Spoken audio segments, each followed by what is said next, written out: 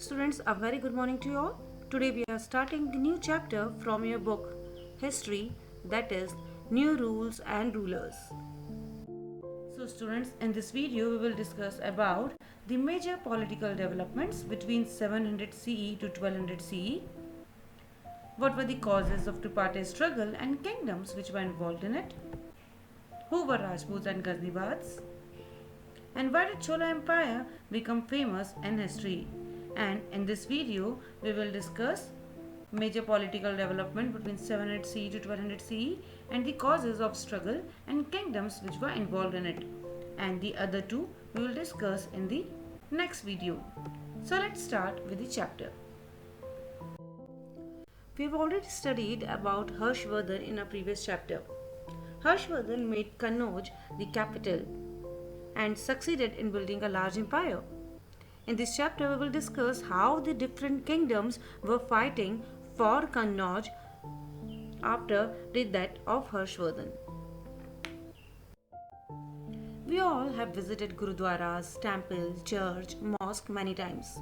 And if you have noticed that some people feed needy people, some donate money in the charity box, and some even sell books, photos, or other articles of interest to the devotees. So, apart from the religious function, these institutions are performing non-religious functions also. So, the politics, economy, and religions are linked. In this chapter, we will discuss about these links and how they relate to the history. Many kingdoms rose between 700 CE to 1200 CE, but these kingdoms were not as big as the Mauryas and the Guptas of ancient period. Unlike later, these regional kingdoms ruled over only some parts of the subcontinent. Yet, they were very large kingdoms. The Pala Empire. Palas were the powerful in eastern India up to the middle 9th century.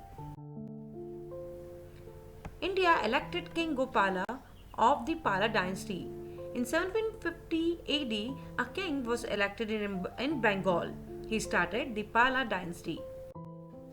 The Pala kingdom was established by the Gopala first. Dharampala, who was the son of the Gopala, conquered Kannauj from the Gurs Pratiharas, but he could not retain it for a long time. The Pala kingdom was spread across the entire region of today's Bihar and Bengal. Have a look at this map. You will get the idea about the regions conquered by the Pala Empire. The son of Dharampala, whose name was Devpala, extended the kingdom to Assam, Orissa, and parts of Nepal. Now, the Gurjar Pratiharas. The Gurjara Pratiharas. They ruled over the western India and the upper Gangetic Valley till the middle of 10th century. The Gur Pratihara was founded by a Brahmin named Hari Chandra.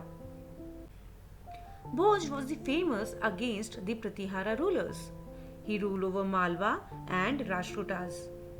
He captured Kannauj and made his capital. Mahendrapal, Magda, and North Bengal became part of the Pratihara kingdom during his son's rule. By the end of 10th century, the kingdom declined, breaking into smaller kingdoms. You can see in this map, these parts were ruled by the Gurj Pratiharas.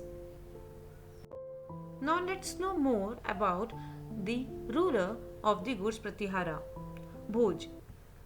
Bhopal was founded in the 11th century by the Parmara king Mihir Bhoj, who ruled from his capital at Dhar.